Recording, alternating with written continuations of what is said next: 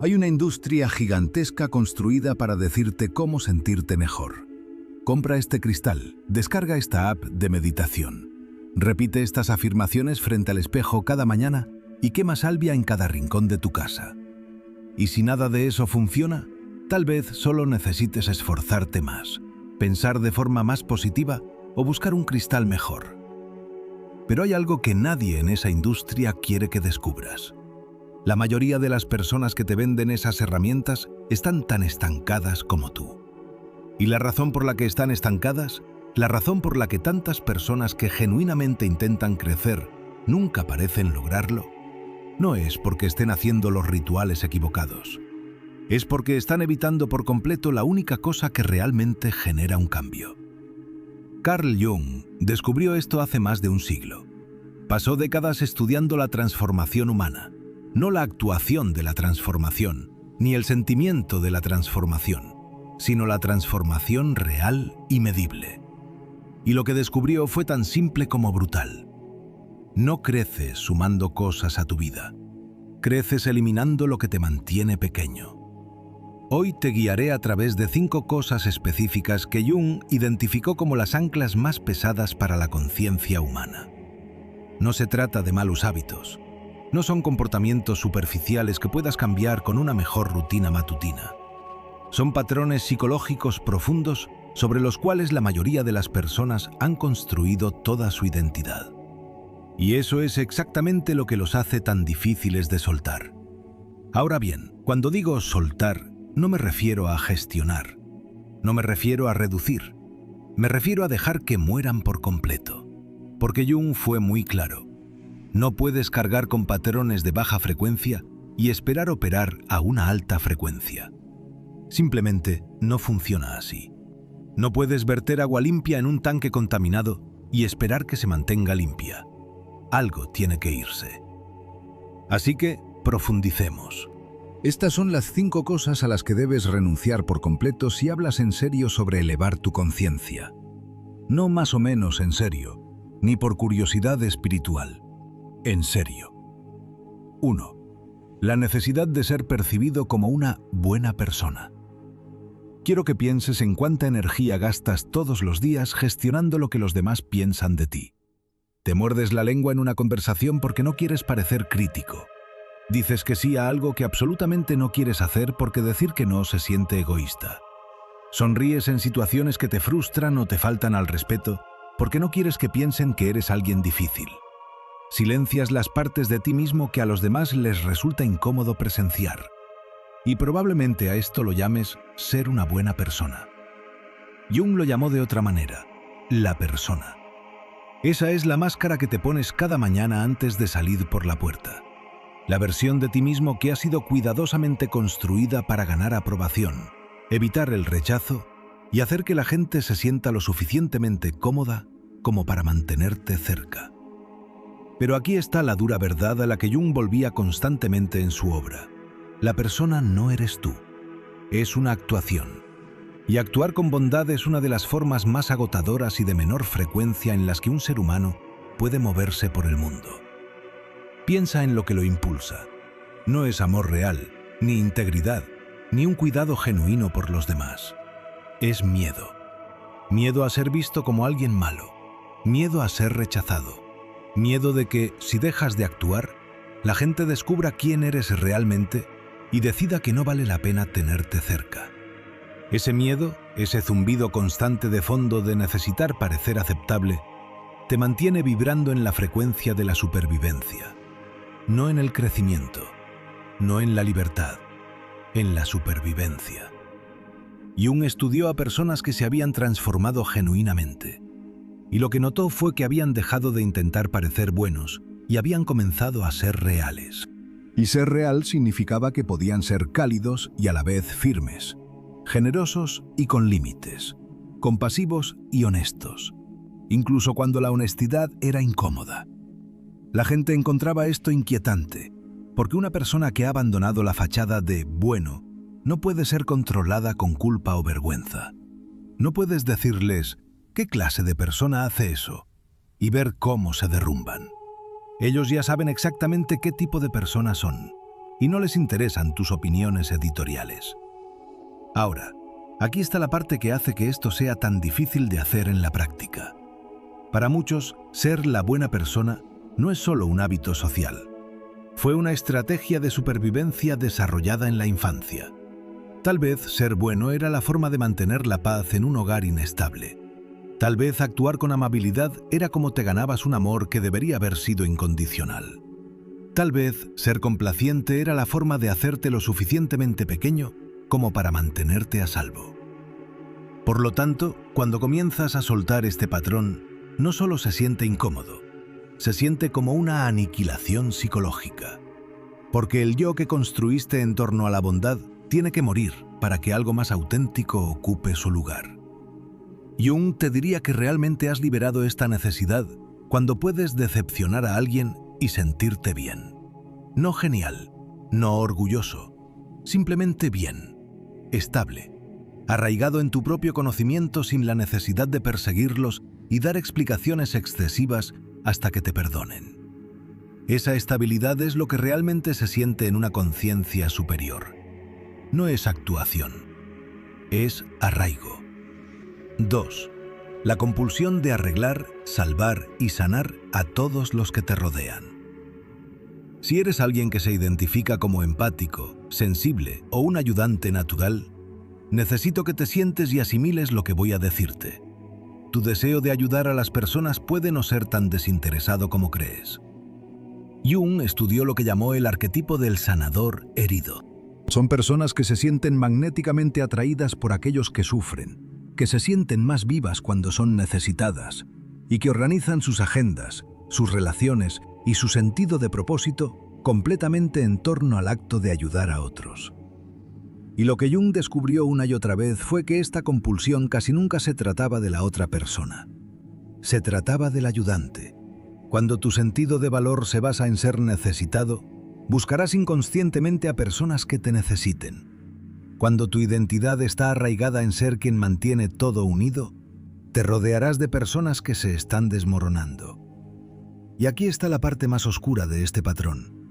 Cuando esas personas comienzan a mejorar, comienzan a ser más capaces y autosuficientes, es posible que inconscientemente te alejes de ellas o encuentres nuevas razones por las que todavía te necesitan. Porque si ellos están bien, ¿quién eres tú? Esto no es compasión, es codependencia vestida de compasión. Y opera a una frecuencia muy baja porque está completamente arraigada en la carencia. No soy suficiente a menos que me necesiten. Mi vida no tiene sentido a menos que esté arreglando algo. No puedo dejar de ayudar el tiempo suficiente para sentarme con mi propio dolor no resuelto. Y así, la ayuda nunca se detiene. Y tampoco lo hace la baja frecuencia. Jung observó que las personas que habían evolucionado genuinamente eran capaces de ofrecer apoyo cuando se les pedía y era apropiado, y de dar un paso atrás cuando no lo era. No se sentían obligadas a intervenir y rescatar. Podían ver a alguien luchar y confiar en que esa lucha tenía un propósito. Entendían la diferencia entre estar al servicio y ser impulsados por una herida no abordada. Liberar este patrón no te hace una persona fría. Quiero ser muy claro en eso. Te hace alguien con discernimiento. Significa que ayudas desde un lugar de plenitud, en lugar de hacerlo desde un lugar de necesidad. Significa que tu generosidad tiene raíces en lugar de ser un comportamiento compulsivo en piloto automático. Pero renunciar a la identidad del Salvador es genuinamente doloroso. Porque si no eres la persona en la que todos se apoyan, tienes que enfrentar la pregunta de quién eres realmente sin ese rol. Y esa pregunta puede ser aterradora cuando todo tu sentido del yo se ha estructurado en ser útil para los demás. Jung diría que has soltado esto cuando puedes escuchar a alguien describir un problema y responder con presencia genuina, sin producir inmediatamente una lista de soluciones. Cuando puedes dejar que alguien se siente en su dificultad sin convertirla en tu emergencia. Cuando puedes decir, eso suena realmente difícil, y decirlo en serio, sin seguirlo con una oferta para arreglarlo. Eso es cuidado sin control, y vibra mucho más alto de lo que el rescate jamás lo hizo. 3. El apego a ser comprendido. ¿Cuántas conversaciones has tenido en las que pasaste 20, 30 o 40 minutos tratando de hacer que alguien entendiera por qué te sentías de cierta manera o tomaste cierta decisión? Lo explicaste de una manera y no lo entendieron, así que intentaste otro ángulo. Nada. Así que lo reformulaste de nuevo esperando que esta vez la combinación correcta de palabras finalmente les hiciera ver. Y cuando aún así no funcionó, te alejaste sintiéndote invisible, ignorado y solo dentro de tu propia experiencia. Jung identificó este patrón como una de las fuerzas más sutiles y destructivas que mantienen a las personas atrapadas en niveles inferiores de conciencia. Y la razón por la que es tan destructiva es por lo que revela sobre tu relación contigo mismo. Si necesitas que otras personas te entiendan para sentirte válido, aún no has desarrollado lo que Jung llamaba autoridad interna. Todavía estás subcontratando tu sentido de la realidad a la capacidad de comprensión de otras personas. Permíteme repetir eso porque vale la pena asimilarlo. Estás delegando tu sentido de la realidad a la capacidad de comprensión de los demás. Eso significa que tu experiencia interior solo se siente real, solo se siente legítima cuando alguien más la confirma. Y esa es una base profundamente inestable para construir una vida, porque la mayoría de las personas, incluso las que te aman, no tienen acceso a tu mundo interior. Nunca han vivido dentro de tu cuerpo. Nunca han visto el mundo a través de tu historia específica y tu percepción particular. Literalmente, no pueden entenderte por completo. Y esperar a que lo hagan antes de sentirte seguro en tu propia experiencia significa que estarás esperando por mucho tiempo. Lo que Jung encontró en personas que operaban en niveles de conciencia genuinamente elevados fue que tenían una relación diferente con el hecho de ser comprendidos. Compartían su experiencia cuando sentían que era correcto y cuando la otra persona era capaz de recibirla. Pero no necesitaban que esa persona lo captara para sentirse sólidos. Sabían lo que sabían, sentían lo que sentían. Y eso no cambiaba en función de si alguien a su alrededor podía seguirlos o no. Esto no es arrogancia y no es aislamiento. Es confianza en uno mismo. Soltar la necesidad de ser comprendido requiere que construyas una relación con tu propio conocimiento interior que sea lo suficientemente fuerte como para mantenerse en pie sin confirmación externa. Y ese es un trabajo incómodo, especialmente si te criaste en un entorno donde tus percepciones eran regularmente descartadas, minimizadas o contradichas.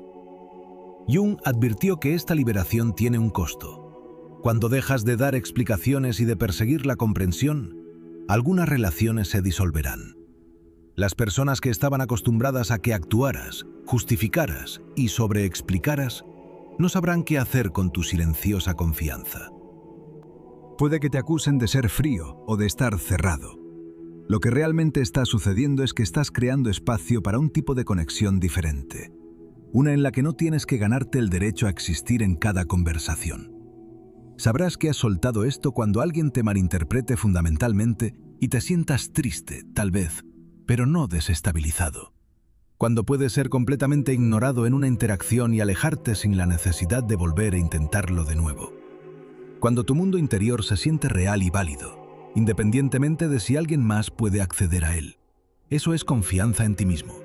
Y la confianza en uno mismo es un estado de alta frecuencia.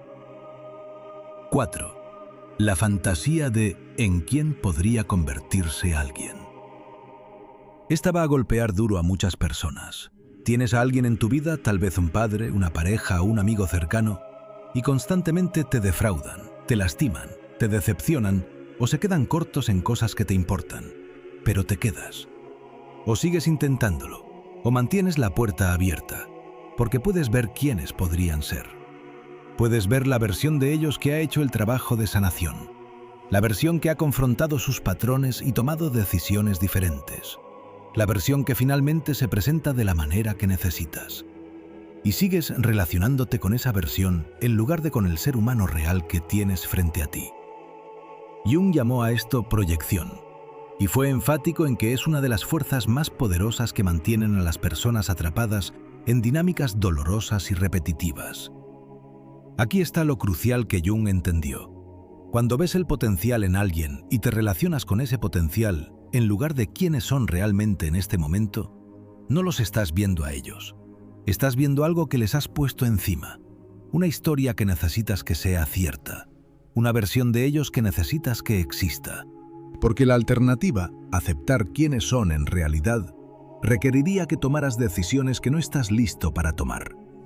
Tal vez necesitas que sean un lugar seguro para poder dejar de sentir ansiedad.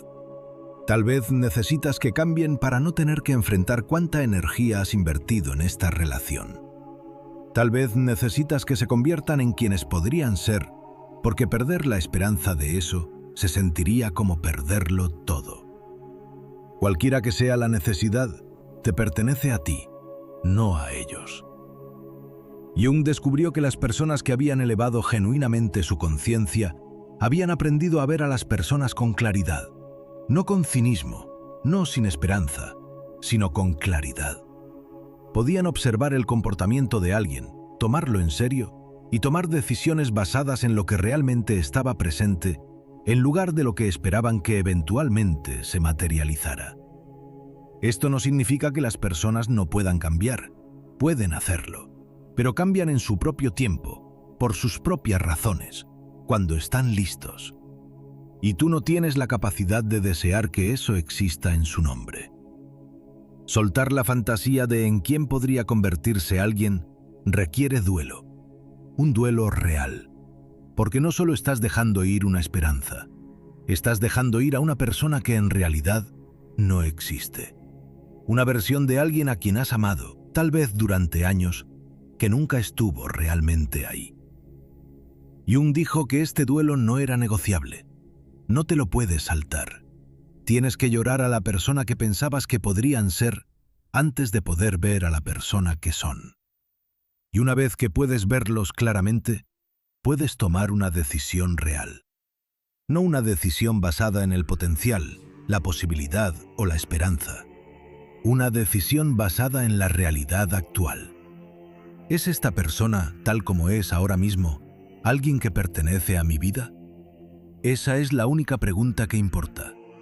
Sabrás que has soltado esto cuando puedas ver a alguien mostrarte exactamente quién es y creerle. Cuando puedas dejar de superponer la historia de su potencial en cada interacción. Cuando puedas tomar decisiones sobre tus relaciones basándote en lo que realmente hay, no en lo que desearías que hubiera. Esa es la claridad, y es una de las frecuencias más liberadoras desde las que una persona puede operar. 5. La identidad de estar herido. Esta es la más difícil, y quiero abordarla con mucho cuidado. Si has pasado por un trauma, y la mayoría de nosotros lo hemos hecho de alguna forma, reconocerlo es importante. Sentir el dolor de lo que pasaste es importante.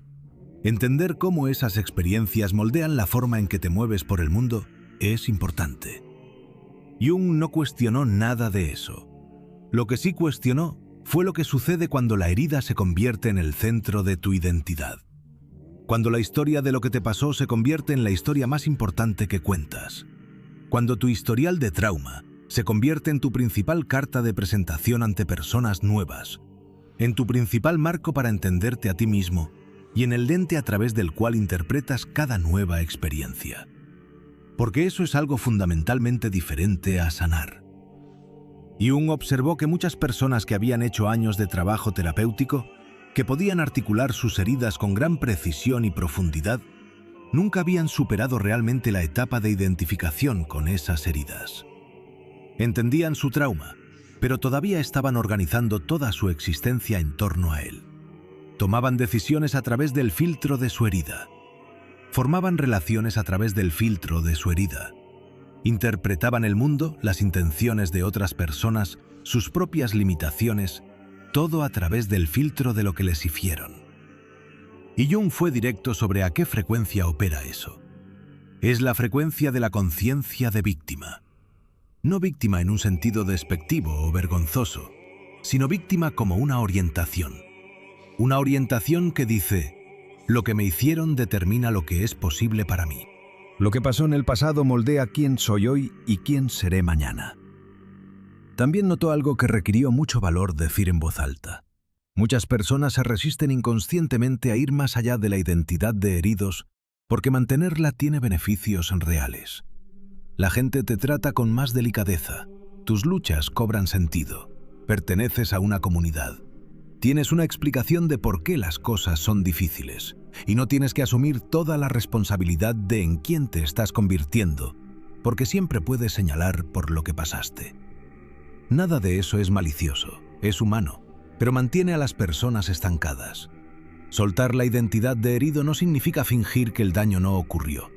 No significa minimizar lo que pasaste, ni aparentar dureza, ni decidir que tu dolor no fue real o significativo. Significa integrar esas experiencias en lugar de centrarlas. Significa convertirte en alguien que carga con lo sucedido sin ser definido por ello.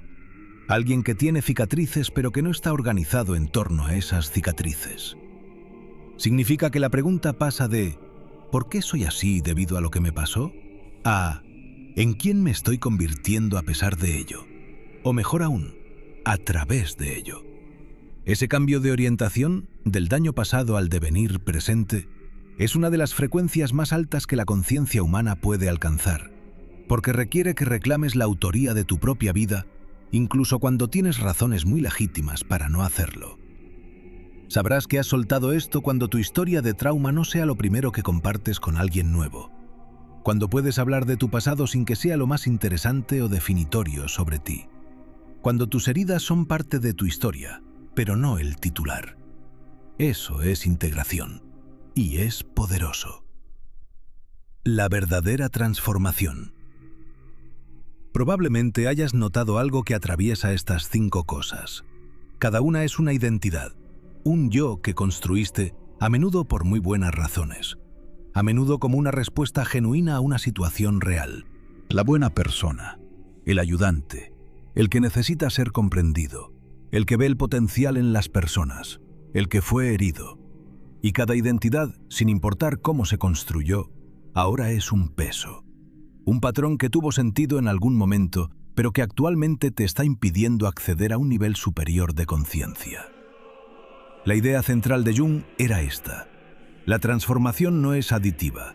No agrega suficiente pensamiento positivo o meditación o prácticas espirituales encima de estos patrones para eventualmente anularlos. Los patrones son demasiado pesados para eso. Absorberán cualquier cosa que agregues y seguirán funcionando por debajo. Lo único que realmente funciona es la resta, la liberación, la voluntad de dejar morir esas identidades. Y fue honesto al decir que esto se siente como morir, porque hay partes de ti que han existido durante años o décadas que tienen que terminar. Haces el duelo por ellas. Te sientes desorientado sin ellas. Hay un periodo, a veces largo, en el que el viejo yo se ha ido y el nuevo aún no se ha formado por completo. Jung llamó a esto el vacío y dijo que no era una señal de que algo había salido mal. Era una señal de que algo real estaba sucediendo. Porque la verdadera transformación no ocurre en espacios cómodos y bien iluminados. Ocurre en la transición, en la oscuridad entre quién eras y en quién te estás convirtiendo. Lo que emerge del otro lado de estas 5 liberaciones no es una versión pulida, perfecta y espiritualmente elevada de ti mismo. Es algo más real que eso.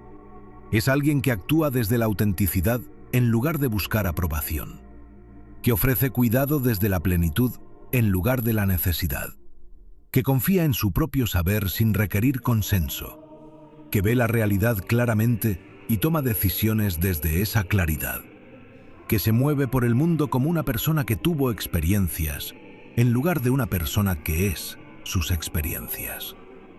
Así es como realmente se ve elevar tu conciencia. No son cristales ni salvia, aunque no haya nada malo en ellos. No son afirmaciones y apps de meditación, aunque puedan apoyar el proceso, sino el trabajo duro, honesto y doloroso de liberar los patrones que te han mantenido anclado a una versión de ti mismo que ya no te sirve. El mensaje de Jung no era cómodo, no fue diseñado para serlo. No le interesaba hacer que la transformación pareciera fácil. Le interesaba ayudar a la gente a hacerlo de verdad. Y su mensaje era simple. Si quieres vibrar más alto, Deja de intentar sumar cosas y empieza a dejar ir cosas.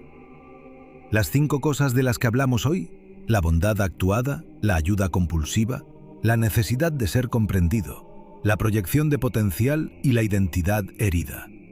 Estos son los pesos. Libéralos.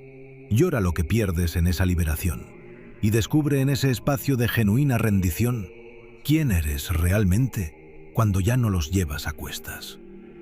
Ese es el camino. No es fácil, pero es real.